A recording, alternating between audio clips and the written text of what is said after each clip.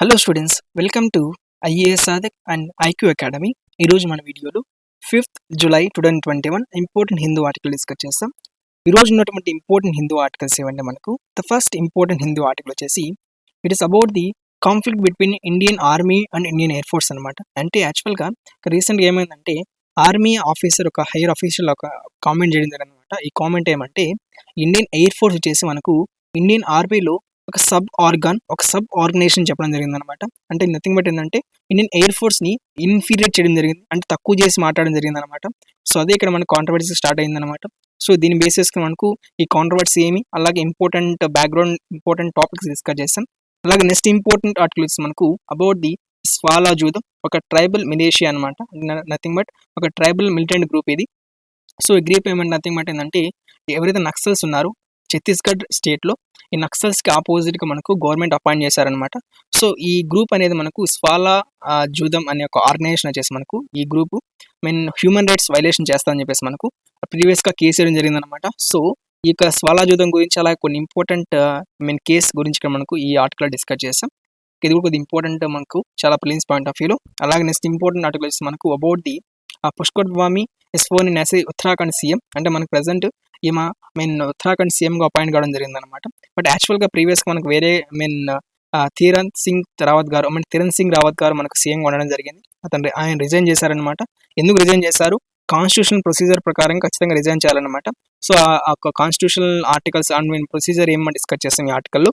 అలాగే నెక్స్ట్ వచ్చేసి మనకు ఫైనల్గా చైనీస్ ఆస్ట్రోనట్స్ మనకు complete first space walk at the new station Tiangong station ఒక నిర్మించారనమాట చైనీస్ వాళ్ళు. లైక్ మనకు నాసా వాళ్ళు క్రియేట్ చేసినటువంటి ISS ఉంది కదా, అంటే ఇంటర్నేషనల్ స్పేస్ స్టేషన్, అలాగే వీళ్ళు ఒక స్పేస్ స్టేషన్ క్రియేట్ చేశారనమాట. సో దీనిలో ఫస్ట్ టైం మనకు వర్టికల్ ఒక స్పేస్ వాక్ కంప్లీట్ చేయడం జరిగింది. సో దీని గురించి బ్రీఫ్గా డిస్కస్ చేస్తాం. These are the important article that today we have. Let's discuss each and every article in detail. Welcome to IAS Sadhak once again and IQ academy. ఈరోజు first important articles మనకు about the conflict between Indian army and Indian air force అనమాట. అంటే actual ఇక్కడ ఏమంటే మనకు Indian ఆర్మీలో మనకు 3 groups ఉంటాయి. నెంబర్ 1 వచ్చేసి మనకు army, and number 2 air force, and number 3 of course navy. Okay, army వచ్చేసి మనకు ల్యాండ్ కవర్ చేస్తుంది అనమాట. అలాగే ఎయిర్ ఫోర్స్ మనకు ఎయిర్ని కవర్ చేస్తుంది, అంటే మనకు ఒక విజిలెంట్ ఐలా వర్క్ చేస్తుంది. అట్ ద సేమ్ టైం మనకు నేవీ వచ్చేసి మనకు వాటర్ బాడీస్లో మనకు సెక్యూరిటీ ప్రొవైడ్ చేస్తుంది అనమాట ఇండియాకి.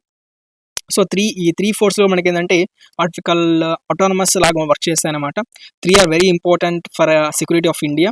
అండ్ దీస్ 3 ఫోర్స్లు మనకి వర్క్ వాటికి రిపోర్ట్ చేస్తాయంటే it will fall under the control of the president of India. Okay, and who is the supreme commander of the Indian army అంటే ఇండియన్ ఈ డిఫెన్స్ సర్వీస్ మొత్తానికి సుప్రీం కమాండర్ ఎవరంటే మనకు of course president of India will be the supreme commander of the 3 forces అనమాట. Okay, but ఇక్కడ మనకి ఏంటంటే రీసెంట్గా ఈ ఇంటగ్రేషన్ ప్రాబ్లమ్ అవుతుంది. Okay, and nothing but army, air force, navy ఏమంటే ముగ్గురికి ఆర్గనైజేషన్స్కి 3 సపరేట్ ఆఫీసెస్ ఉంటారు అనమాట. లైక్ మనకు ఆర్మీ హెడ్, మనకు నేవీ మార్షల్, అలాగే అడ్మైరల్, ఎయిర్ ఫోర్స్కి అలా మనకి డిఫరెంట్గా మనకి ఏంటంటే ఆఫీసర్లు ఉండడం జరుగుతుంది అనమాట. అర్థమవుతుంది. సో ఇలా ఉంటే ఏమవుతుందంటే వీటి మధ్య ఇంటగ్రేషన్ ప్రాపర్గా లేదు, అంటే జాయింట్నెస్ అండ్ ఒక యూనిఫికేషన్ అండ్ మనకి ఏంటంటే ఒక కనెక్షన్ సరిగ్గా లేదని చెప్పేసి మనకు గవర్నమెంట్ థింక్ చేసింది అనమాట. అఫీషియల్గా మనకి హెడ్గా ఎగ్జిక్యూటివ్ ప్రెసిడెంట్ ఉన్నా కానీ ప్రెసిడెంట్ నామినల్గా ఉంటారు కాబట్టి మనకు కొన్ని పవర్స్ అనేది లిమిటెడ్గా ఉంటాయి. సో ఇలా ఉండకూడదు. ఒక ఆర్మీ వచ్చేసి మనకి ఎలా ఉండాలంటే ఒక కలిసి మంచిగా వర్క్ చేయాలన్నమాట, అంటే యునైట్గా వర్క్ చేయాలి. సో అలా ఉంటే ప్రాపర్గా ఉంటుంది. సో అలా కాకుండా సపరేట్ స్ప్లిట్ అయితే మనకు కష్టం అవుతుంది. యూనిఫికేషన్ వెరీ ఇంపార్టెంట్ అని చెప్పేసి మనకు రీసెంట్గా కొత్త పోస్ట్ని క్రియేట్ చేయడం జరిగింది అనమాట.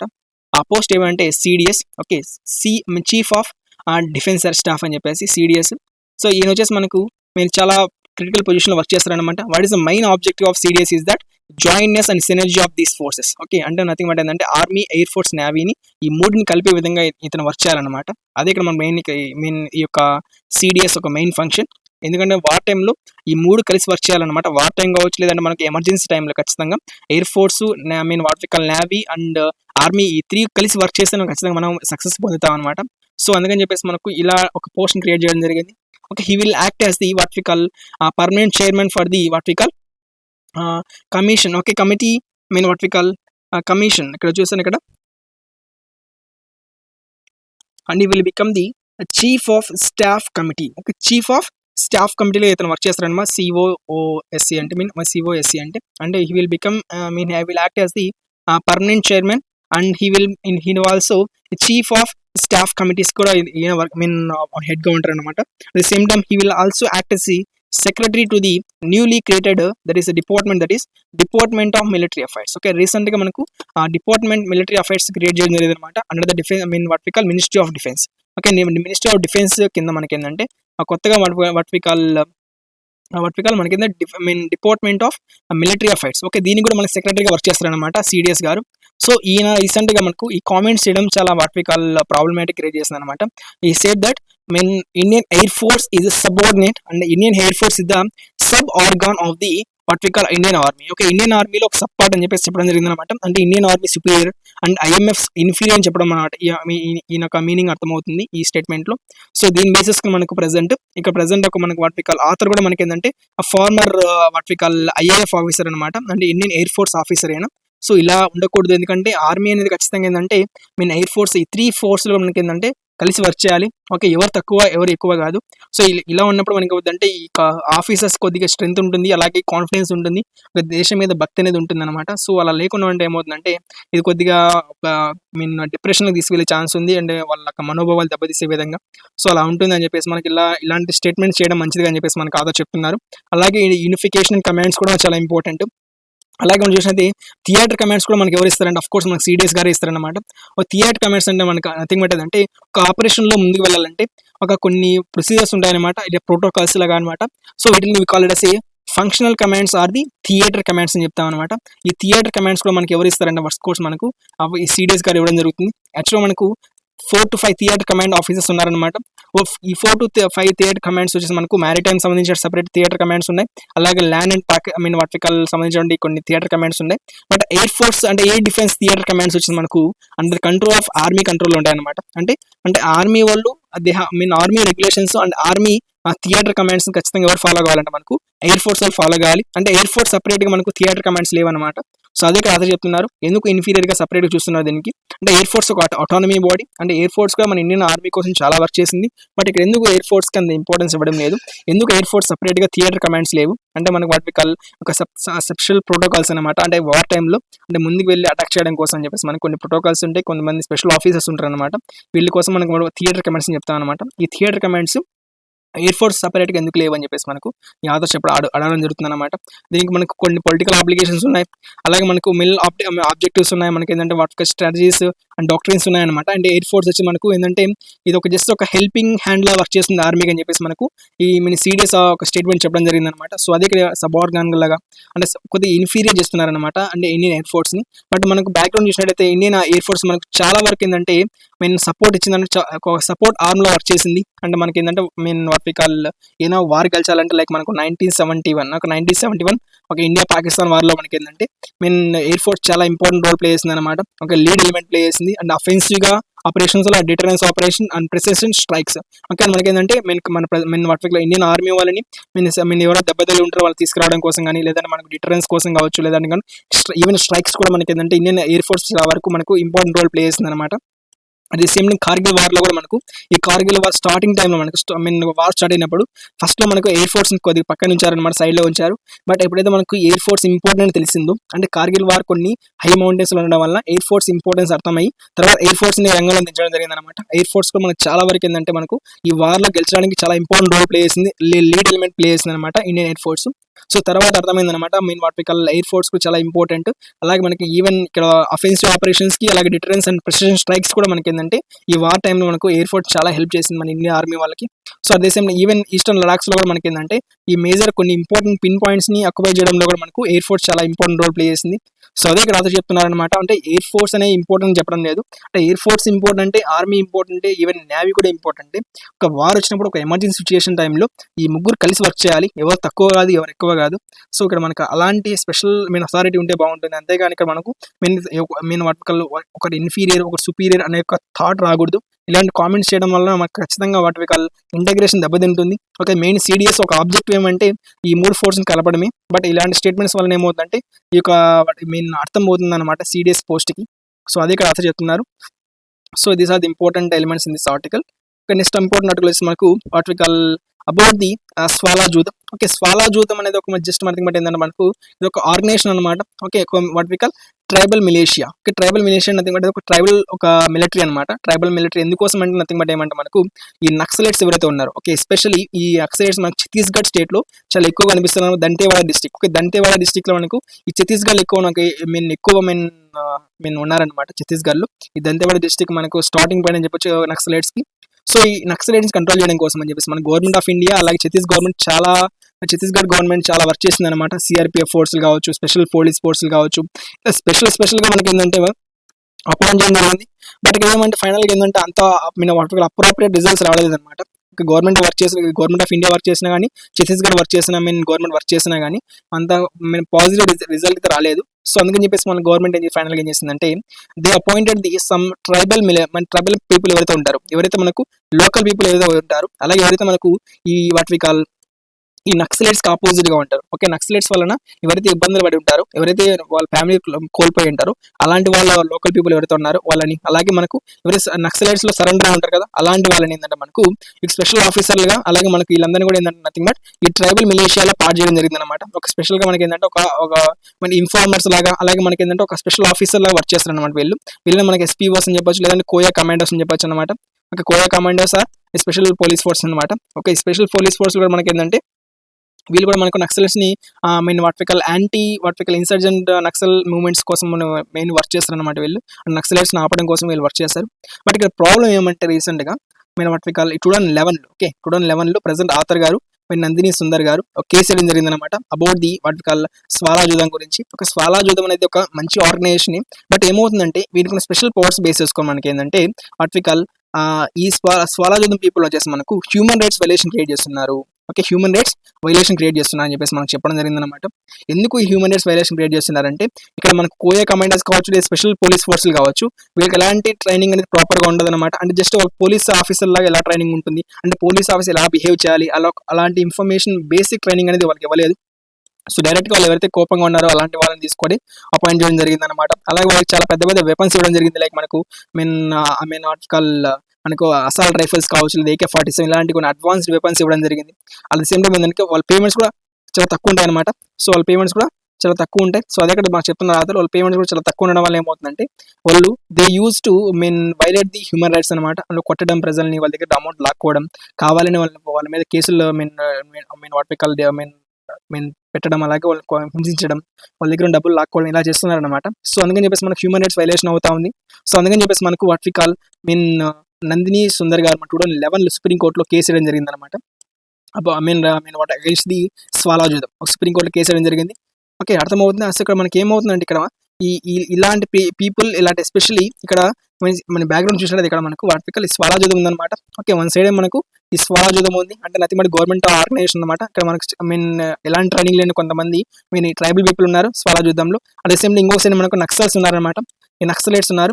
ఈ నక్సలైట్స్ కి స్వాలా జూదం మధ్యలో ఎవరు ఫైనల్ గా ఉన్నారంటే innocent tribal people. Okay, innocent tribal people ఉన్నారు. ఇప్పుడు చూసినట్టు మనకు ఈ స్వాలా జూదం వాళ్ళు ఎవరైతే ఉన్నారు అంటే మనకు ఈ ట్రైబల్ మిలిషియాలో ఉన్న వాళ్ళు ఎవరైతే గవర్నమెంట్ ఆఫీసర్లు ఎస్పీఓస్ కావచ్చు, కోయా కమాండర్స్ ఎవరైతే ఉన్నారో వీళ్ళు కావాలని కొంతమంది ఇన్నోసెంట్ ట్రైబల్ పీపుల్ ని they are blaming that they are Naxals అని చెప్పేసి, వాళ్ళందరూ నక్సలైట్స్ అని చెప్పేసి చాలా మంది వీళ్ళ ఆఫీసర్లు వచ్చి వీళ్ళని కొట్టడం చేసేవాళ్ళు అనమాట. At the same time Naxalites వచ్చేసి వీళ్ళు కొంతమంది ఇన్నోసెంట్ ట్రైబల్ పీపుల్ ఎవరైతే ఉన్నారో వీళ్ళు ఎస్పీ వర్క్ చేస్తున్నారు, కోయా కమాండర్స్ లో వర్క్ చేస్తున్నారు అని చెప్పేసి వీళ్ళని కొట్టడం జరుగుతుంది. అంటే ఇక్కడ మనకు ఈ గవర్నమెంట్ సైడ్ నుంచి వీళ్ళ ట్రైబల్స్ అటాక్ జరుగుతా ఉంది, అలా at the same time Naxals నుంచి కూడా ట్రైబల్ మీద అటాక్ జరుగుతుంది అనమాట. అంటే ఇద్దరు కూడా మనకి ఏంటంటే ఫైనల్ గా ఎవరిని అటాక్ చేస్తున్నారంటే ఇన్నోసెంట్ ట్రైబల్ పీపుల్. అర్థమవుతుంది.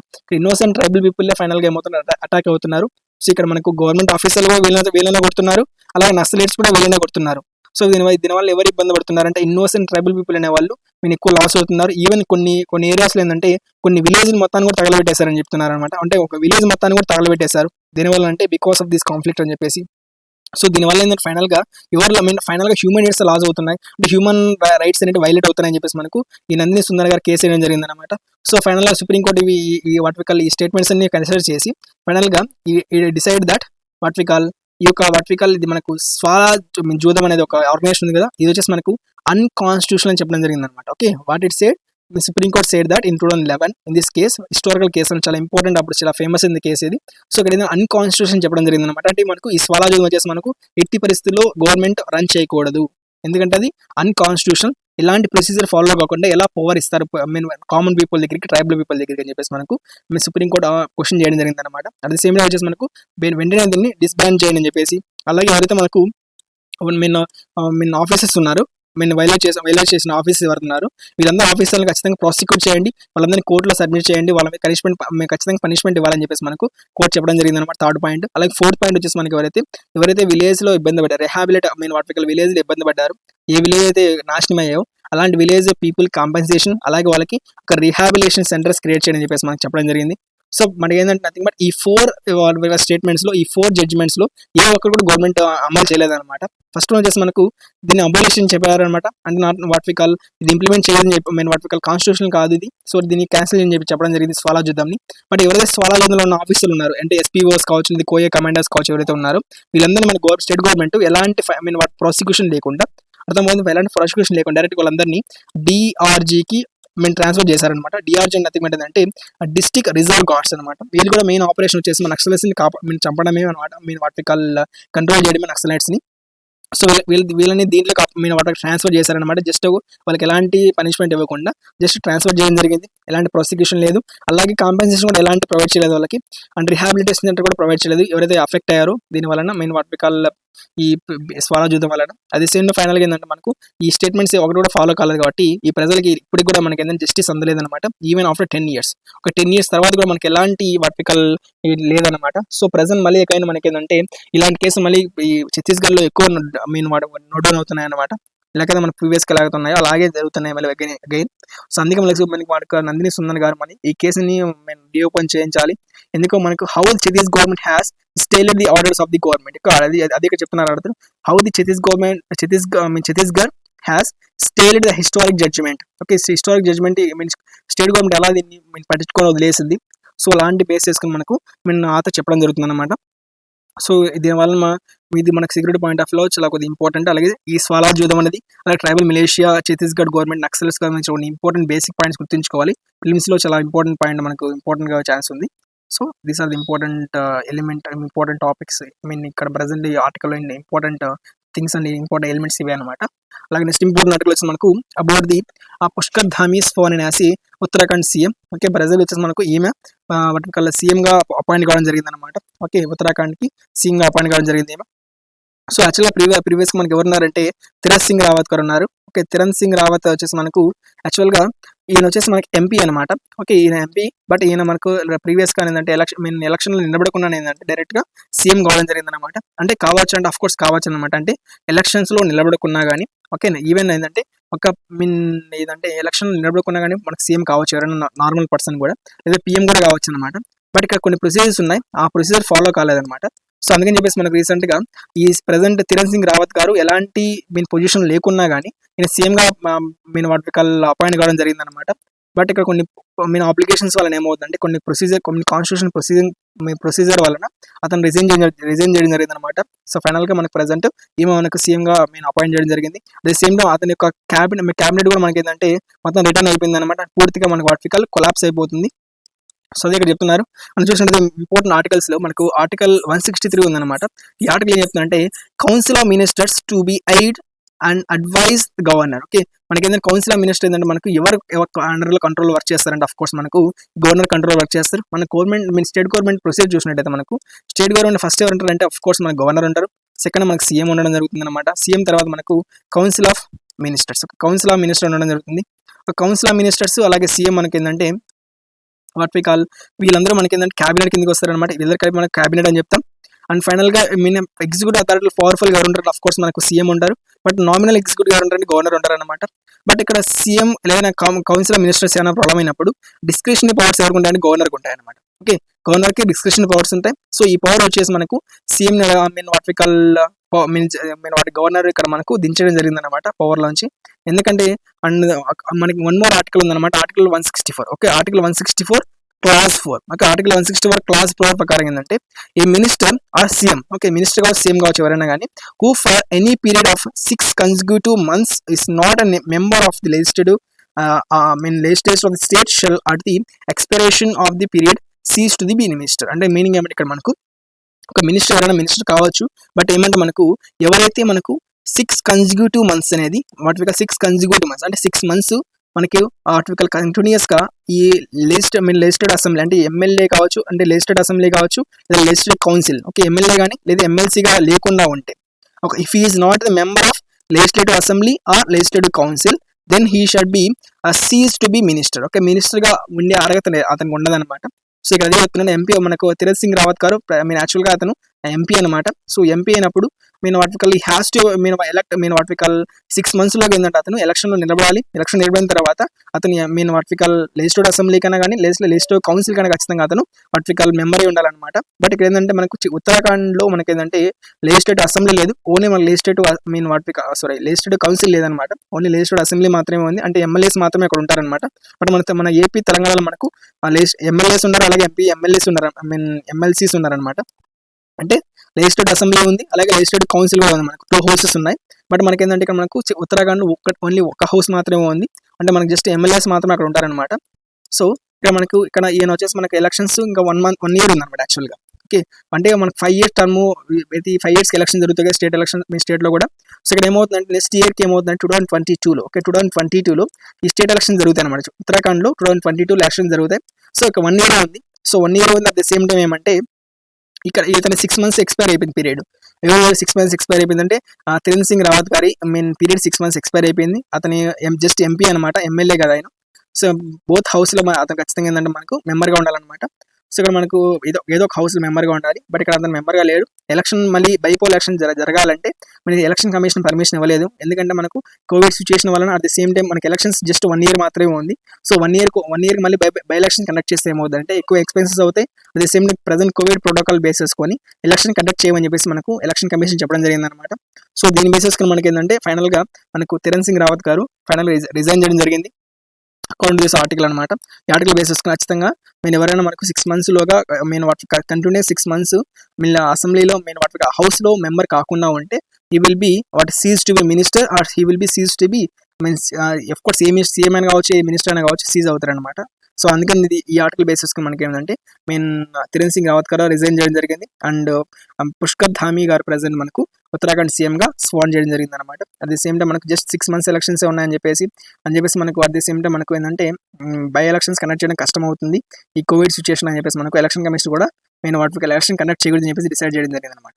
Okay, these are the important topics, important elements in this article. Next important articles మనకు వాటి చైనీస్ సంబంధించిన అనమాట. అంటే చైనీస్ ఆస్ట్రోనట్స్ వచ్చేసి మనకు కంప్లీట్ చేశారు ఫస్ట్ స్పేస్ వాక్ని. అండ్ యాక్చువల్గా మనకు స్పేస్ స్టేషన్ యాక్చువల్గా మనకు నాసా ఉందన్నమాట, అంటే ISS అని చెప్పేసి, అంటే ఇంటర్నేషనల్ స్పేస్ స్టేషన్ అని చెప్పేసి. ఇది వచ్చేసి మనకి సింపుల్గా ఏంటంటే మనకు ఒక హబ్లా ఉపయోగపడుతుంది, ఒక వాటి ఒక గెస్ట్ హౌస్లా వర్క్ అవుతుంది అనమాట. అంటే మనకు శాటిలైట్స్ ఆర్బిట్లో వర్క్ చేస్తున్నప్పుడు ఏమైనా ప్రాబ్లం అయినప్పుడు కానీ, లేదంటే మనకు ఒక స్పేస్ స్టేషన్లో స్పేస్లో మనకు ఒక హౌస్ లాగా ఉంటుంది అనమాట స్పేస్ స్టేషన్ అనేది. సో ఇక్కడ మనకు అలాగే మనకు చైనా కూడా ఒక కొత్త స్పేస్ స్టేషన్ క్రియేట్ చేసింది అనమాట. దాని పేరు వచ్చేసి థియాంగాంగ్ స్పేస్ స్టేషన్. ఈ థియాంగాంగ్ స్పేస్ స్టేషన్ మనకు రీసెంట్గా ఇక్కడ మనకు చైనీస్ గవర్నమెంట్ ఓపెన్ చేయడం జరిగింది అనమాట. ఇక్కడ ఫస్ట్ స్పేస్ వాక్ను కంప్లీట్ చేశారు న్యూ స్టేషన్లో. సో అది ఇక్కడ ఆర్టికల్ అనమాట. So these are the just ఇది ఆర్టికల్ గురించి తెలుసుకోవడం, జస్ట్ ఒక థియాంగాంగ్ స్పేస్ స్టేషన్ గురించి ఐడియా ఉండే చాలు. ప్రిలిమ్స్ పాయింట్ ఆఫ్ వ్యూలో మేబీ క్వశ్చన్ అడిగే ఛాన్స్ ఉంది. Okay, these are the important topics that today we have in the Hindu news paper. Tomorrow ఇంకొన్ని ఇంపార్టెంట్ ఆర్టికల్స్ డిస్కస్ చేస్తాం. Thanks for watching and please support our channel, share our videos and subscribe our channel and have a nice day.